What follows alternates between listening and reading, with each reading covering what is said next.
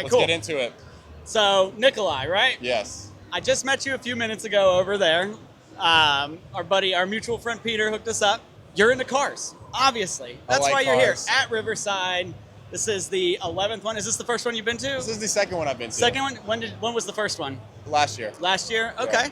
How'd you like it? I liked it. I enjoyed it. I like the community. I like all the cool cars.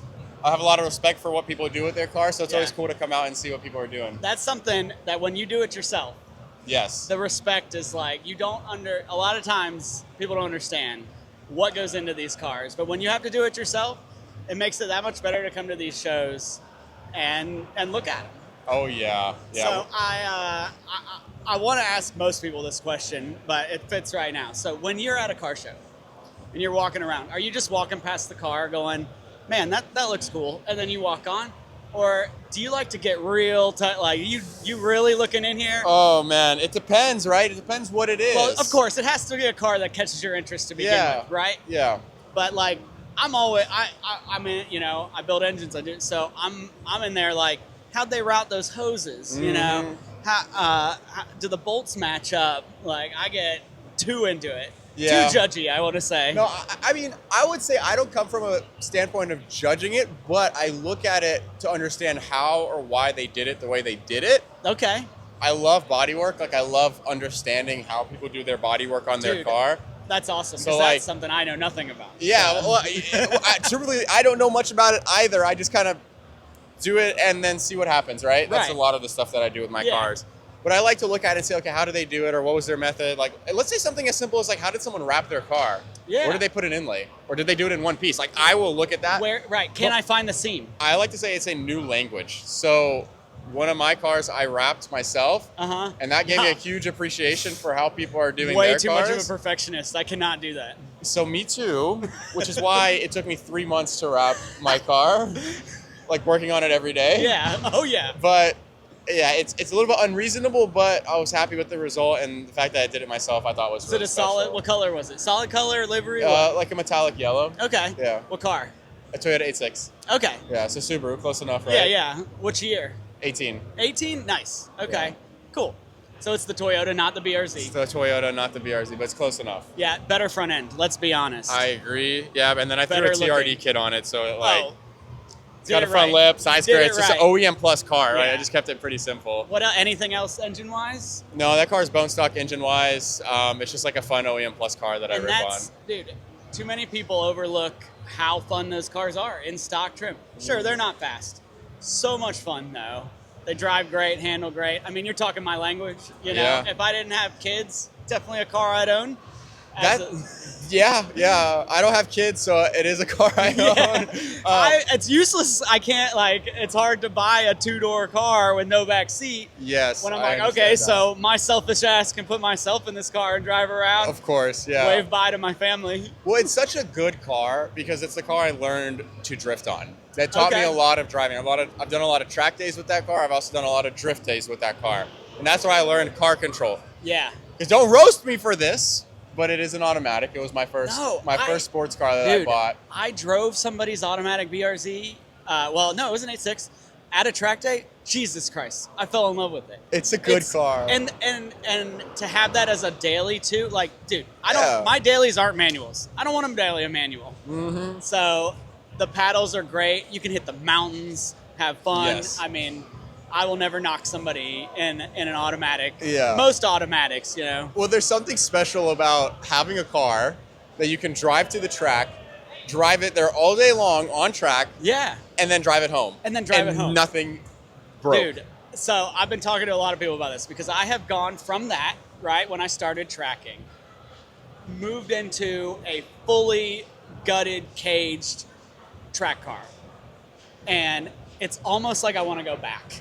Really? Yeah. You miss like the more it's simple... so much prep. It takes like days to get ready in the trailer. Then I got to drive a truck and trailer. I don't want to wait for my car. I don't want to throw it in the trailer. Right. And then, no. Dude, and but then I have to wake up 2 hours earlier than you to get to the track because I can only go 60 miles an hour in my 30-foot long trailer. Of course. But and then I have to pack it up. I'm tired. It's the end of the day, and now I got to pack everything up. Oh yeah. There's so much to be said for just hop in, track, Exactly. leave. Well, so let me ask you this. So you built some pretty cool cars. I'd like to think so. Yeah. Humble guy. So my philosophy with a lot of cars is I like to leave them bone stock because I can drive, like we were saying, I can drive them to the track, reliably rip on them all day. I do very minor track mods, right? Like brake fluid, pad, right? But like I'm not turboing the car, but like, an oil cooler is nice. Things like more so for protection of the motor, so you can have that endurance of like, hey, I'm ripping on the car on the track all day long. The and we proper live in, mods. Yeah, exactly. The proper things. The things you really need for a track car. Right. But not necessarily like, I don't have a cage, none of that. So I want to ask you this. So my philosophy, right, is I leave it stock mostly because I want it to last long and I want to rip on it and have fun. But I'm getting to this point now where, man, I want to start building these cars. I want to build this motor. I want to have anti-lag on my rally car. I want to have like the fun stuff. I want it to make cool noises, but I don't want it to blow up. So where's the happy medium? That's my question. You build your rally car with all the cool stuff, and then you keep your 86 in a stockish form. So two separate cars. Two separate cars. It's always multiple cars. The answer is always, listen, we get people in the shop all the time, and they're like, listen, I've got this STI. I really want it to be reliable, but I want to build power. What do I do? And I'll be like, look, first thing you do, buy a daily. See this shirt? You can't get that shirt. We don't make that shirt anymore. That's a one-off. But these shirts, you can get these shirts and others at atlantaspeedcompany.com.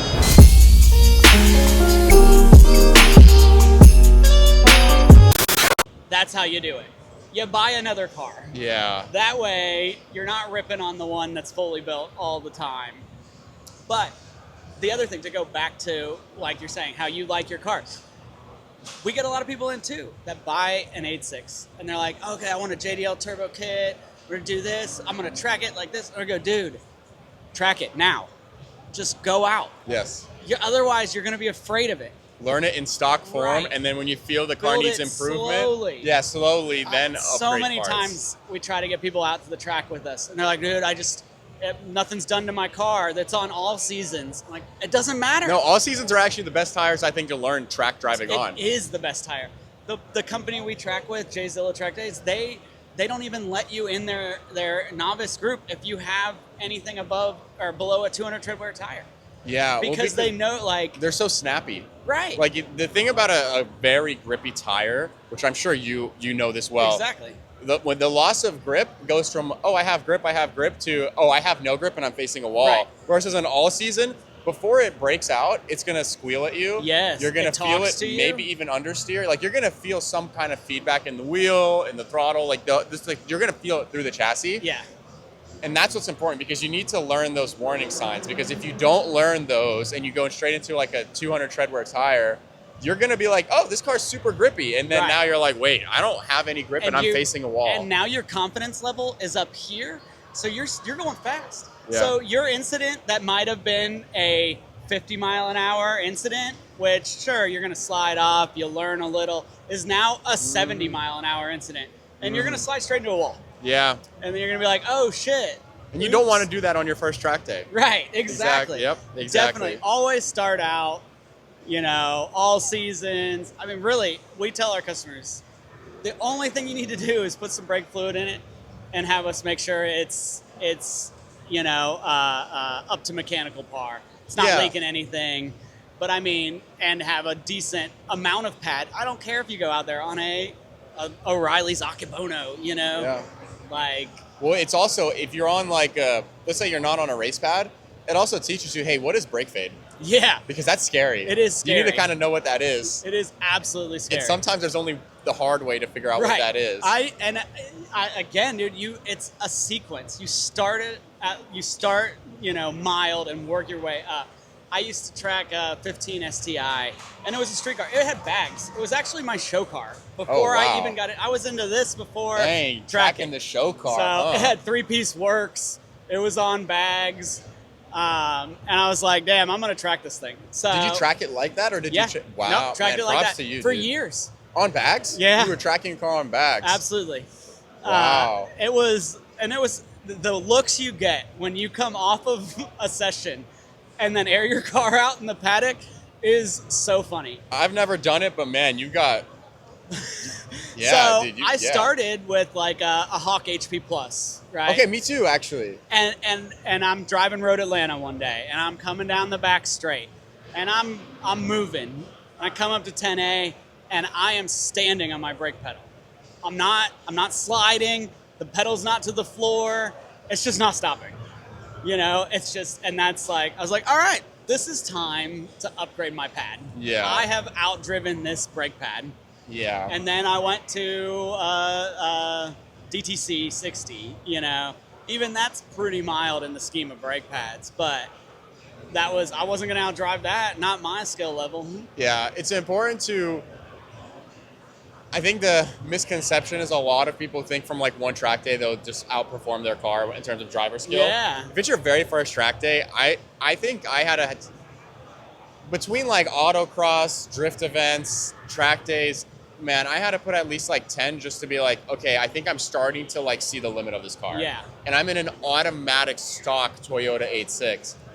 And I was like, wow, I've owned the car since 2018. Yeah. So was that 8 years now? And you're just now getting to that And I'm just point. now like, okay, I think I see the limit. Maybe Right. I can upgrade the tire now. Exactly. Which is what I just recently did. It's people just go too hard, too fast, and it's so much more enjoyable to just walk through the ranks. So, I do have a question. Where do you stay at? Where are you from? Like near Atlanta. Near Atlanta? Okay, cool. We're in Marietta. So, Okay, close enough. Yeah, near Atlanta. So what's your favorite track? My favorite track is AMP. AMP? Is it really? Why do you say that with such like... I love AMP, don't get me wrong. Currently, my car won't pass sound, so I have not been able to drive AMP for a while. AMP is exhausting to me. And what do you mean by exhausting? I get done with a session and I'm beat. It's so technical compared to other tracks. It's tight. It wears me out. But it's great. I mean, it's an amazing track for learning, but yeah. So it's a preference thing, right?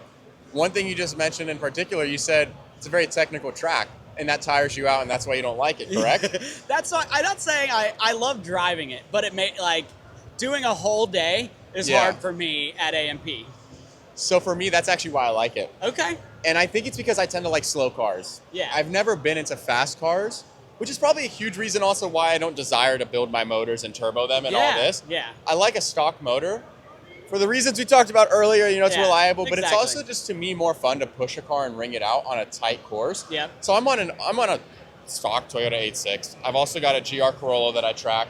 These are, 200-300 horsepower is to me a lot. Right. I mean, that's enough to get you. You can get some speed with that, right? Yeah. It's not going to throw you back in your seat, but it is a lot. Let's be honest. In I America, think it's a we lot. don't think it's a lot, but it's a lot. Because when guys have Hellcats that are making 700 horsepower from the factory, and then you pop out with a 200 horsepower 8.6, that seems slow relative, right? Everything is about relativity here. Right, exactly. But for me, 200 is plenty. I mean, a Miata that makes 115 horsepower.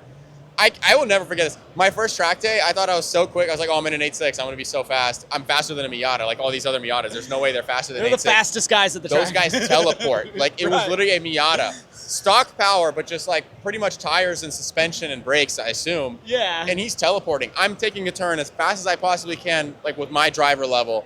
And this guy just casually just passing me. Yeah. Man, you just look in your mirror and there's a Miata on you. And it wasn't there 4 seconds ago. How?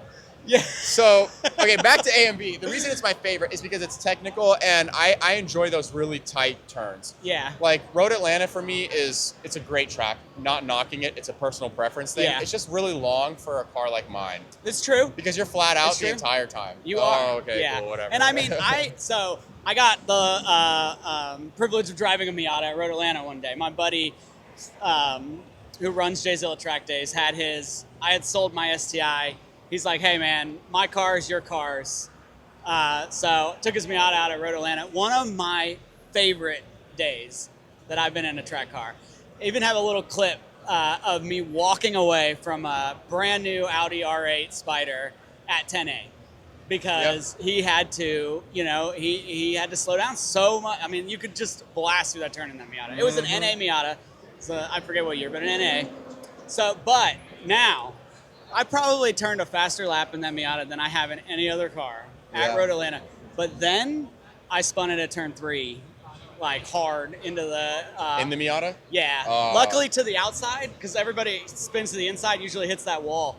I spun to the outside, and I was just facing down, like towards turn 1 from. Oh my god! And watching people fly up the hill, I was like, "Oh shit!" Wait, did you end up crashing? Or No, nothing. Everything was good. Man, you had me on the edge of my seat. No. I was like, you know what's funny? I came back in, and of course, my buddy runs the track day company, so they're listening on the comms about Miata spun at 3, and he's like, "Man," he's like, "You didn't wreck it. That's great, but if you do, total it." He's like, "Don't leave me with a wrecked car." Yeah, no, and it wasn't your car either. So I know. That's even worse. Yeah, it's definitely a worry. Oh but my god! It's the overconfidence. I got overconfident with that car that can day. Happen too. Yeah, but it is cool to like see how like you would think, oh, supercars must just be the fastest cars on track. They're supercars. Yeah. I also beat an Audi R8 one time on track. Not because my car was faster. I think it was just a driver thing, not to like toot my own horn. Well, but dude, and it goes back to what you said. It's because you kept your car the way it is, and you learned it and practiced it. And I got that guy was like, it, "Oh, I got a fast car. I'm gonna out there and beat everybody." Well, I was in my Toyota Corolla, and Okay. it was at Lanier where they do downforce battles. So it's like a time attack, and it's like 40-second course, right? I'm so sad I never did that while it was going on. It's so fun. But so like it's me against an Audi R8, and I'm like, there's just absolutely no way. I'm a manual, he's an automatic. He's got a V10, I've got a 3-cylinder. Like he's got like more than triple my horsepower or my cylinder count. Right. Like there's no way I'm gonna win. Yeah, no, I won, and I was like, oh, okay, wow. So you actually like can put down good times. Yeah. And it was stock. I think the only thing I had on it was maybe a Cup 2 tire. Okay. I think I put that. It was literally bone stock. Yeah, it's like a good street tire that you can still track, I guess, maybe. Yeah. It's controversial, I guess, but the Cup 2, I mean, it's not. If it were like a super, I guess they call them PS4s now. They used to be called Pilot Super Sports, but oh yeah, that one's a little rough on track. But the Cup 2 is great. Yeah, dude, I didn't think I'd become this like technical, but like I can feel a difference. Like I originally thought, okay, if you put a tire on a car, the only thing it's going to give you is better grip. Yeah. I didn't realize it's like so much more translated. Like the stiffness of the sidewall directly correlating to how you feel the steering wheel. Like that to me was insane. And it's ruined my perception of a lot of cars because if it's on like some like soft all season, like soft sidewall, and I like steer it and there's no feedback, I'm like, oh, this car is horrible. But in reality, it's like you're just not on a race tire. Exactly. So now I daily my 8.6 on a semi-slick. That's hey, why not? I mean, it's a little sketchy in the rain, but yeah. You ever been to Barber? I have not, but I actually really want to. All right, well, you're coming in November. I'll come. I'll bring the car out. Literally, we'll go because we sponsor a day every year in November called Friendsgiving. Yes. It is the most fun track day. It's 2 days at Barber. That being said, God, I suck at Barber. Really? I'm not worst. even familiar. How does it? Is it a technical course? So, I've never even Indy races there. It's on the Indy calendar. So they race Indy cars there. Now it is they have the motorcycle museum. It is geared a lot towards bikes. That's where Porsche does their driving thing. School, I think it is there now. But yeah, I mean, it's on the IndyCar calendar. It is, we call it the country club of tracks, right? Oh, okay. So there's sculptures all around. It's a compound. They sell food there and stuff then? No. Oh. Okay. But the joke is, if you go off track, they charge you per blade of grass.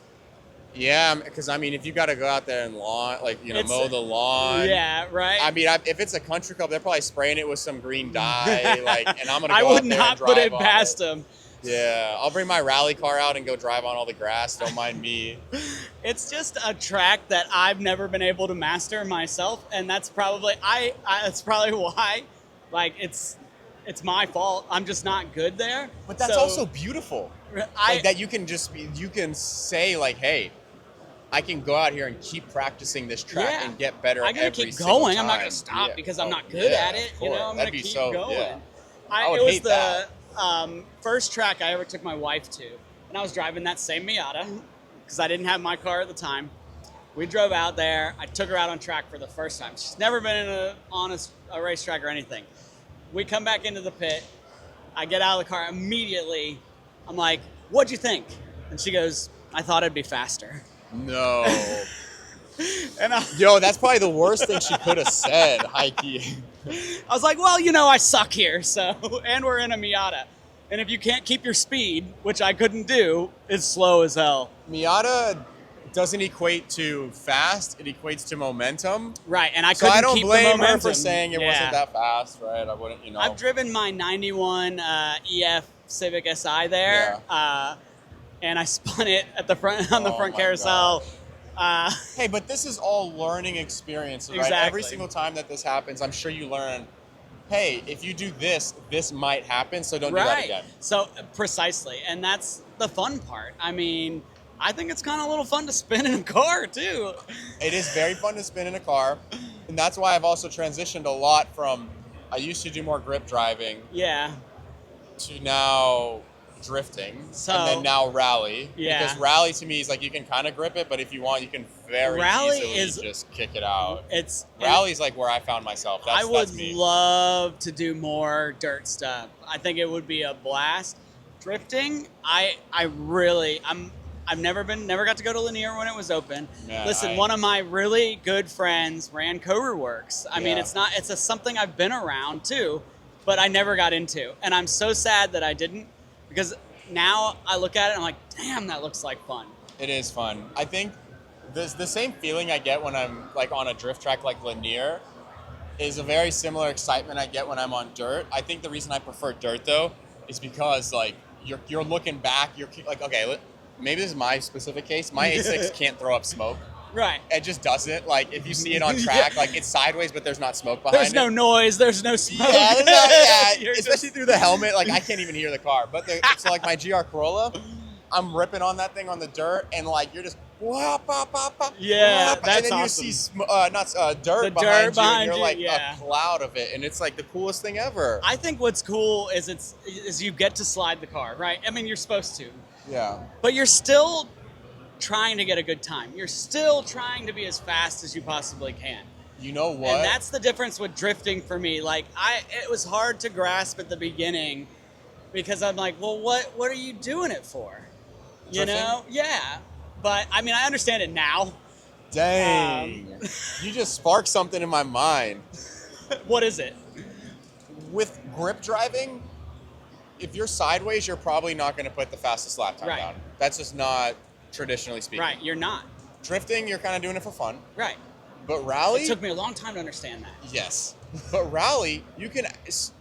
To put the fastest lap time, depending on the car, depending on the surface, of course, sometimes taking it sideways is the fastest way. Yeah. And I argue it's like the right way. Sideways is the right way. But it is the fast. It's what, I mean, listen, you can justify it. WRC cars are sliding around turns because it's the fastest way on dirt. It's justified sliding. Right. Because, I'm doing this to be faster. Like, Man, why else would I be sideways? This conversation is going to make me build a rally car. You should. My next car I want to build is going to be a dedicated rally car.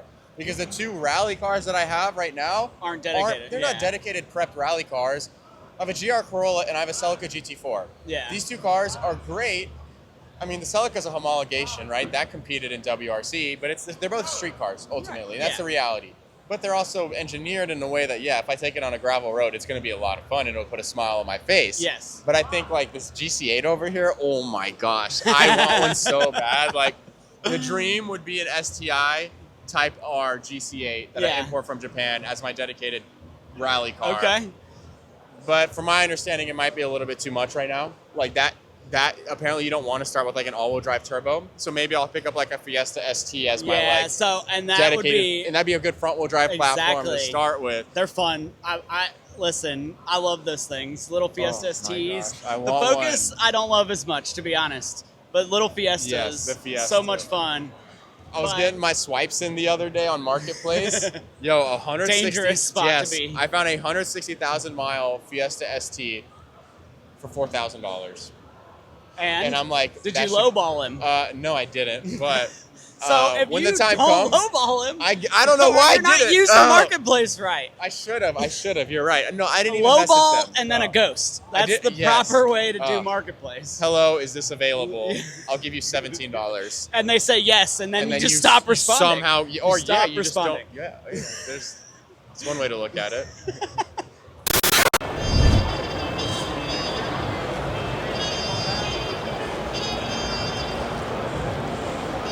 That's a big turbo. And this is a comfortable shirt. You can get this shirt and many others at atlantaspeedcompany.com.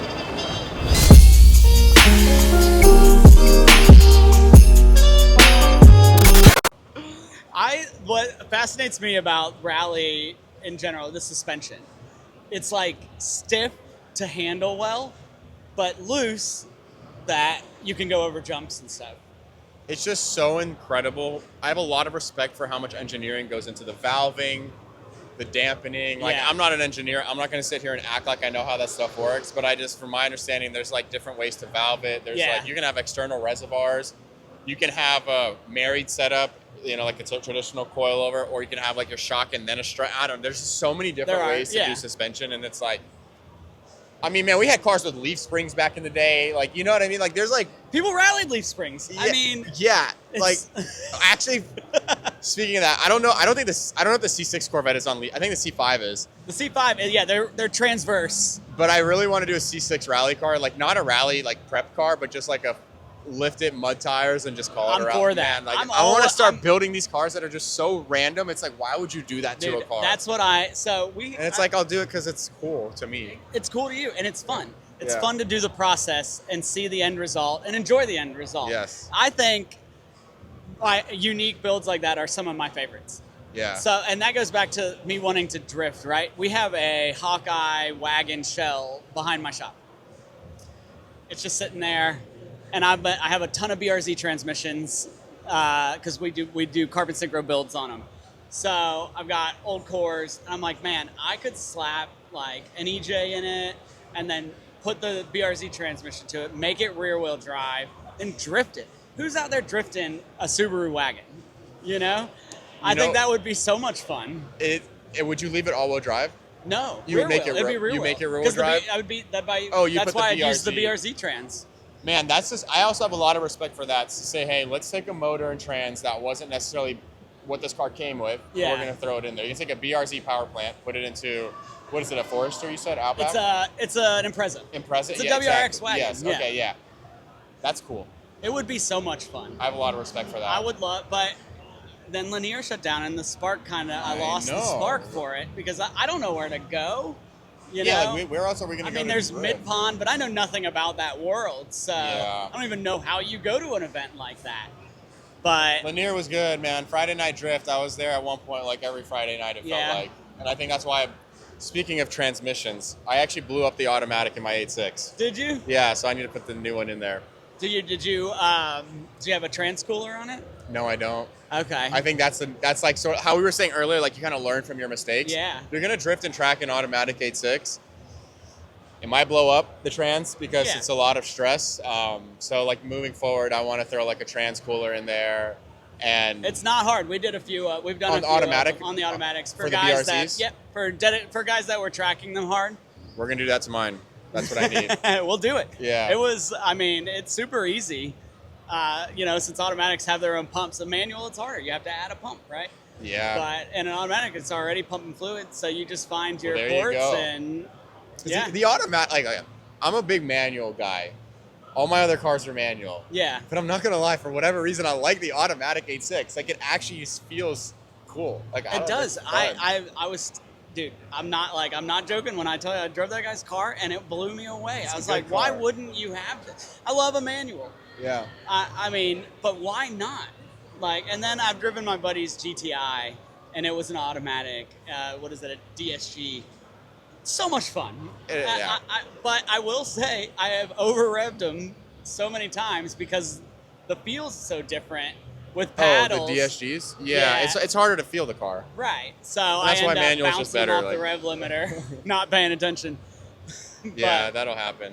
Listen, this is 2026, man. The technology now in these automatics is not, it's not your Turbo 400, you know? I mean, they're good. They're good. I do love to row a gear. You know, don't get me wrong, manual's always that. the way to go. Yeah. Like always, if I can get a car in a manual, I'm getting it in a manual. Right. And that's what I've ended up doing. I have 4 cars. The 8.6 was my first sports car. I got that in an auto. I was literally 16 when I bought it. Okay, so you have 4 total. 4. 8.6. 8.6. The Celica. Celica, GR Corolla, Uh-huh. and then an E39 wagon. Okay. Okay, cool. So Sorry. I'm a big wagon guy too. Me too. I I'm a love Subaru guy, wagons. so I got to be a wagon guy, right? So many wagons I want. Yo, I could go on. I could go on these cars, man. Like a wagon is dope. Stagia 260 RS. Oh yeah. Very, very potential car I want in the future. Yeah. Throw an R34 front on there. It's already got the RB in there. I know. The RD manual. So cool. Like, oh my gosh. But anyways, what were we on about? I think something about trans coolers or something. Something about your automatics and how. I don't know. They're all the just other good, guys. but anyway. Autos are cool, but manuals are better. But there's cases where it's listen, a personal preference thing. Room for both. Yeah. Right? I mean, there is room for both. My daily driver is a CVT. I might lose friends by saying, I love driving that CVT. Really? What car? Civic or something? Or like? It's a Crosstrek. Oh. So. Are you ripping on it though, or are you just kind of daily? No, it's just my daily. Then yeah, then it's okay, good. So CVT is good for that. Like, it's lifted. It's smooth. It's lifted. I support that. It's rally car. It's got TEs. Oh, I support all that. terrains. That's insane. That's awesome. Front bumper's cut. It is beat to death. The front bumper's cut and hanging halfway off. The as it should be. I mean, the paint is stained in Georgia clay. The underside is orange. The engine bay is orange. I like this. It looks like I murdered somebody on the inside because mud has splattered on the headliner, and it just looks like I just stabbed somebody, and it's just blood splaying. But that Georgia clay would do that. I took my Celica on it one time. Well, many times.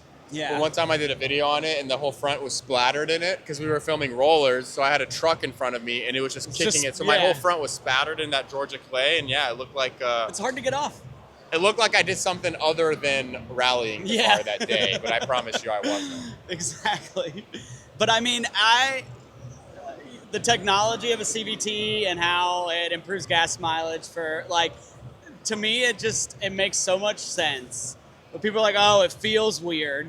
I'm like, well, it's just not what you're used to. It's just smooth. I mean... Yeah, and I mean, I was working at a Subaru dealership when the 2015 STI, or WRX came out.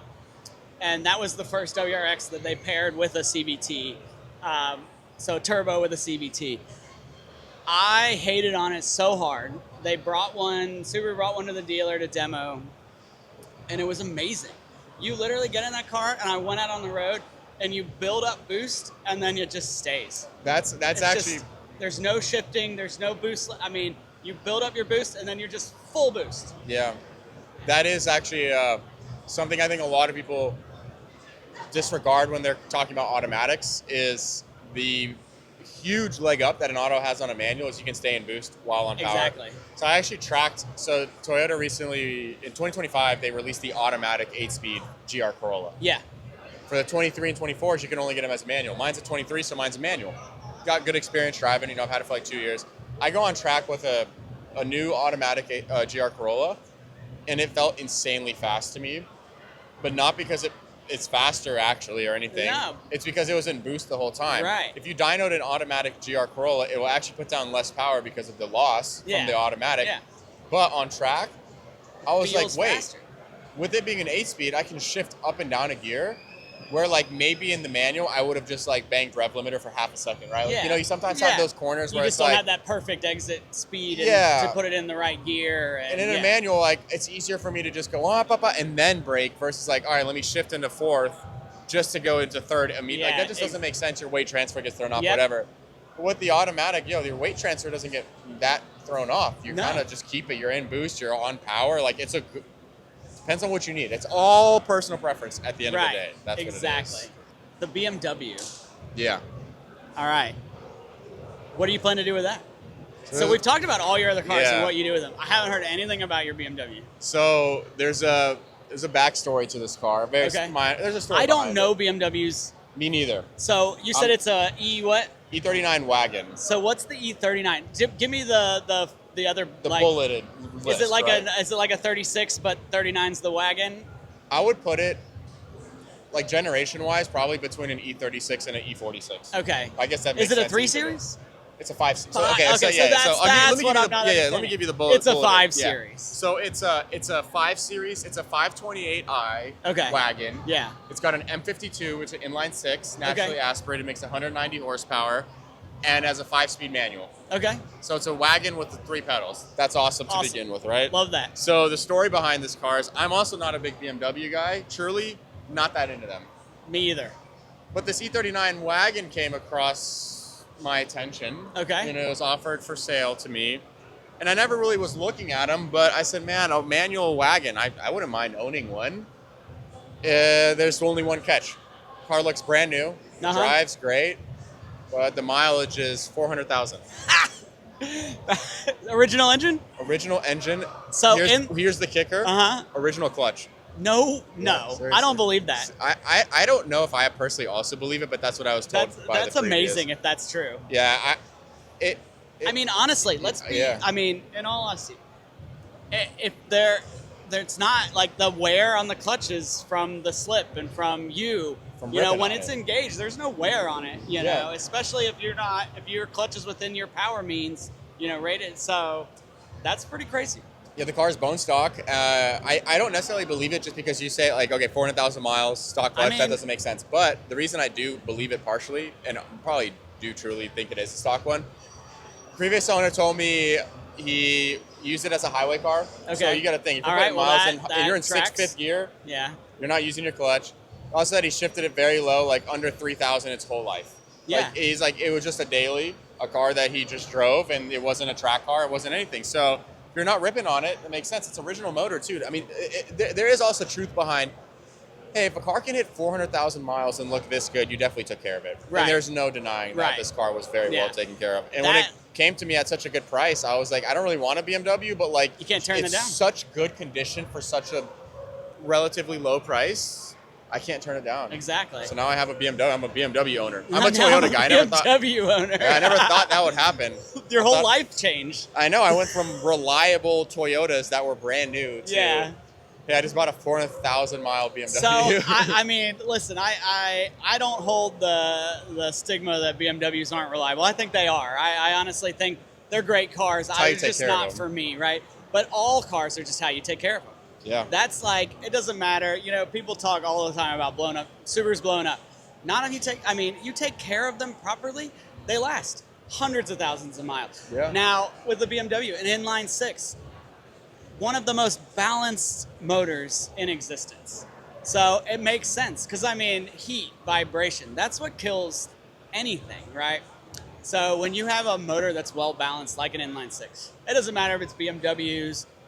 You know, for me, I have a 280Z, so it has an L28 inline 6. So, you know, that car's 120,000 miles, which not a lot for 1977, but still trucking just fine. Yeah. They last, you know. Inline 6s, I wish they could come back. BMW's holding them steady, and that's it. But nobody really does them. And it's like, I would love to know why. I wonder if it's the length to put them in the cars that maybe modern cars just don't fit inline 6s as well.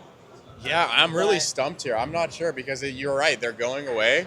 Yeah. We're seeing a lot of 4-cylinders. 4-cylinders aren't as smooth as an inline 6. It's not. If you look at like just the architecture of how it's set up, it's not. I mean, there's so many 4-cylinders need a balance shaft attached to them because they need something to help counteract. Yeah. But, and don't even get me started on the 3-cylinder GR Corolla. I don't even know how that's possible.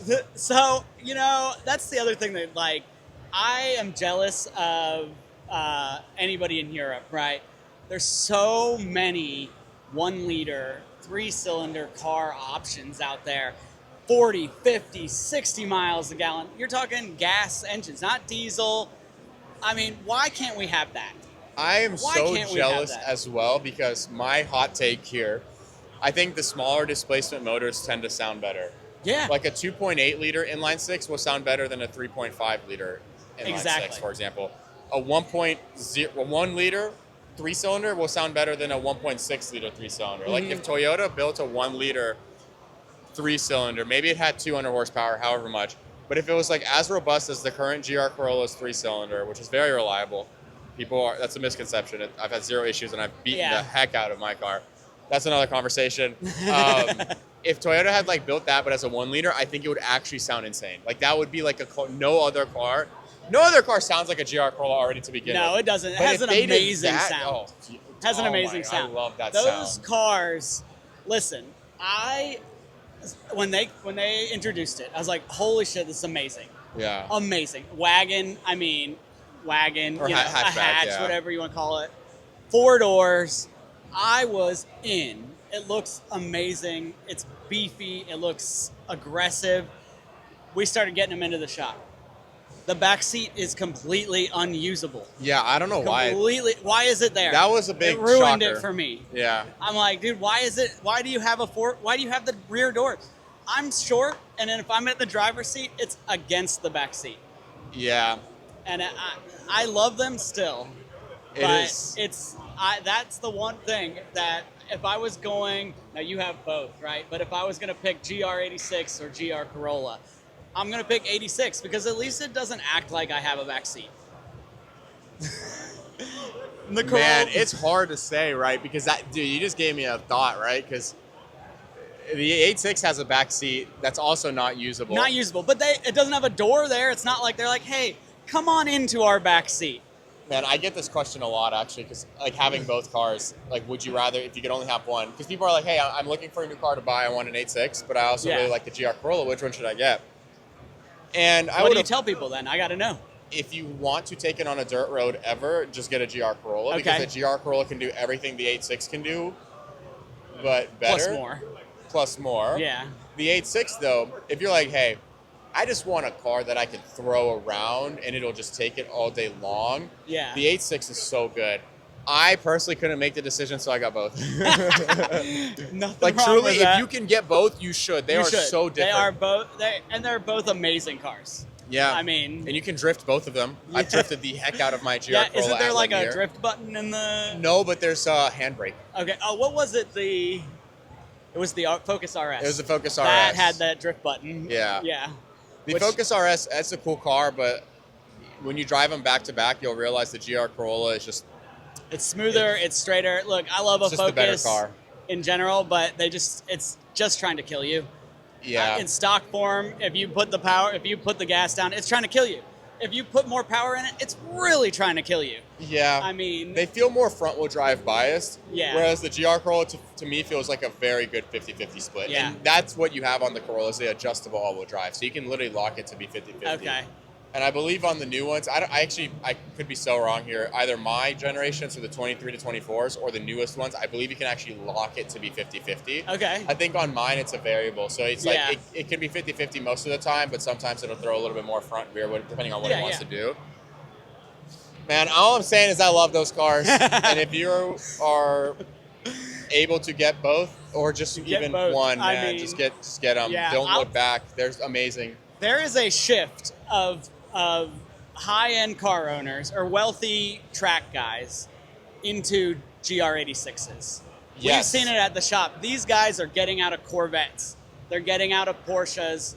They're moving into GR86s. We had a customer one time who came in. He's like, "Oh, I had a Corvette Cup car. It's my car, but we got drivers. One of my drivers binned it." He's like, and I was talking to my buddies in Florida, and they're like getting into this 8.6 platform. He's like, I went to the dealer. I was like, $35,000, I'll take one. and he's loving it. And it's awesome to see, but for, like you said, man, going slower can be fun, more fun. Yes. Hot take. I would, if I'm also paying for it, I'm going to word this differently. All right. A GT3 RS Porsche is not 10 times more fun than an 8.6, but it costs 10 times the price. So if you were to ask me, hey, if you had to spend your own money right now, you can go walk into a dealership, go pick up an 8.6 or a GT3 RS, I will still choose an 8.6. Maybe when I'm a little bit more comfortable with money, that's probably a different conversation. But I don't know. Like right now, like the fact that you can get a track prepped car from Toyota, the GR Corolla and the 8.6. Yeah. 35 for an 8.6, 46 for a GR Corolla. Do your brake fluid go to the track? I mean, the GR Corolla already comes with Brembos. I know. And And you can get an 8.6 with Brembos. Here's the other thing. So just your brake fluid and you're good. And I had a buddy who had a GT3. It wasn't an RS. It was a GT3. It was a 99. Ooh, I might be wrong if it was a 991 or a 997. I can't remember. What year was it? I don't know. Was it brand new? No. 2007-ish? I think it was a 997. Circle headlights? I don't remember enough. Understandable. It's still a 911. Yeah, Let's get into it. Anyway, all right. We don't. I have a bad. Oh man. Moral of the story: I have a bad memory. Sorry, Josh. I forget what body style 911 you had. Anyway, what do you do? What do you do to them? I like to mod my cars, man. He's like, I bought an exhaust, and now what do I do? That's it, sounds dude. cool, but That's it. Whatever. Like, and now I'm bored. You Yeah. know, cool. I've got the GT3, but you know, I'm gonna pick the 8.6 because there's so many cool things you can do to it. Unless I've got like $15,000 extra dollars to buy some wheels for my GT3, what do you? You're not upgrading the turbos. center lock wheels. You're not Yeah. like. I'm not like, oh, hey guys, I got a new intake for my GT3. You want to come over and help me put it on this weekend? I understand you. Like, Yeah. I'd rather have the car that I can mod and play with, and you know, that to me is more fun. I fully understand and So hear you even there. if I had the bread, even if I had Yeah. plenty of it, I still probably I'm just gonna get more GR86. I'm in the same boat as you. I'm like, I think, you know, maybe if I had more money, I'd get a GT3 RS instead of an 8.6. But like you said, like, I think you're spot on. I agree with you. I fully hear you. Hey, with that money, I'd rather have 10 8.6s. Yeah. Or 10, Exactly. you know, 350Z, a And GR Corolla, like similar cars. Yeah, and do cool stuff to all of them, and still have money and left build over. each one differently and have it exactly how you want it to be. That's the beauty of cars. Manufacturers like Toyota, or even just like any like reasonably, like let's say $50,000 or less car that you can buy, like a performance car. Yeah. They're set up from the factory because, hey, they said, hey, we have a budget. We need to make this car affordable.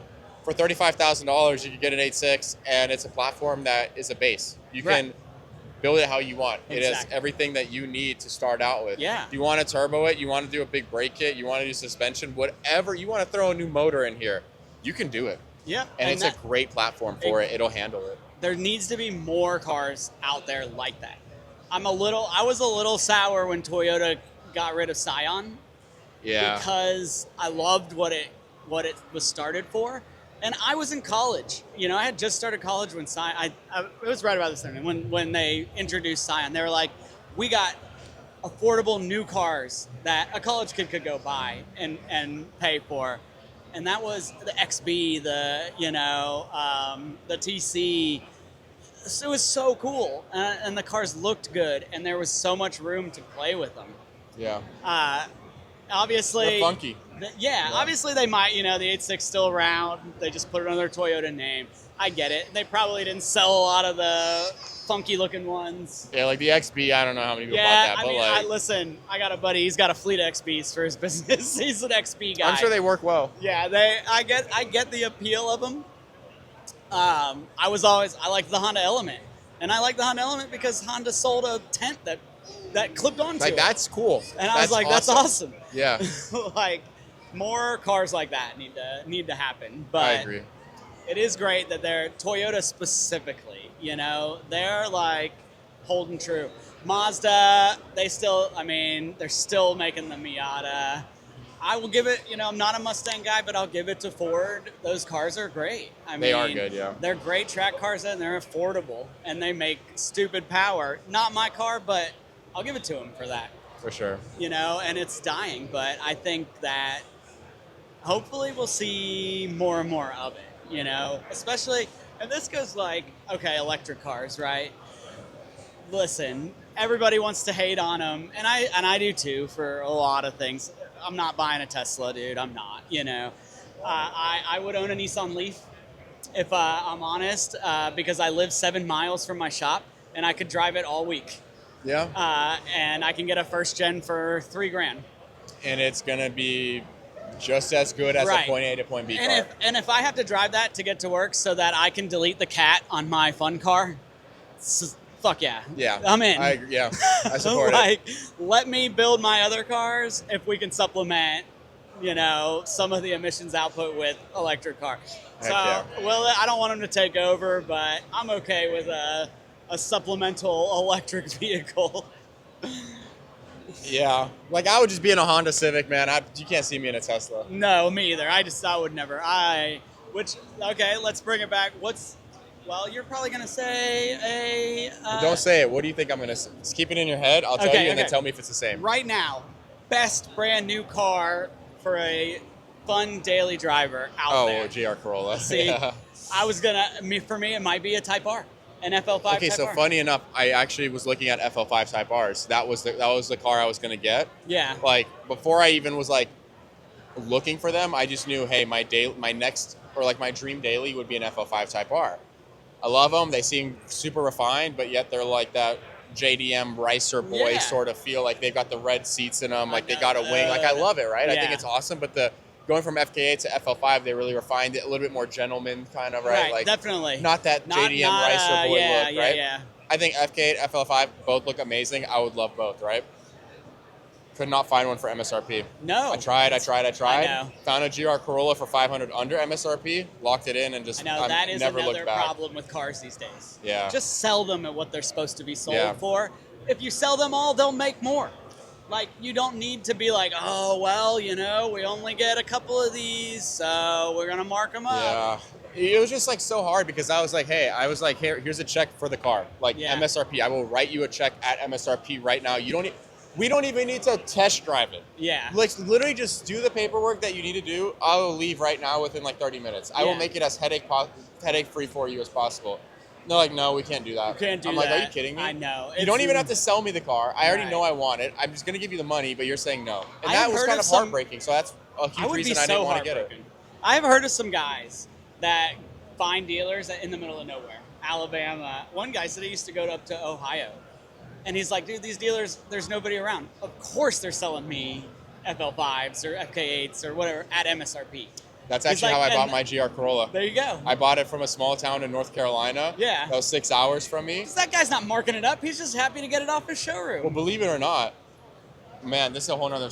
So the way I bought my GR Corolla, I had one on order at a dealership. On order with Toyota just means, hey, when they get the allocation, they'll just call you and say, hey, you get the first pick on it. Okay. So you can't, like, spec the car. You can't really necessarily order it, but they said, hey, the next GR Corolla that comes in is yours. It's going to be a red circuit edition. Cool. Awesome. It got delayed. They were like, 2 days before I was supposed to go pick it up, like it was going to get delivered. They were like, hey, it's actually delayed like a month. I was like, all right, I'll wait a month.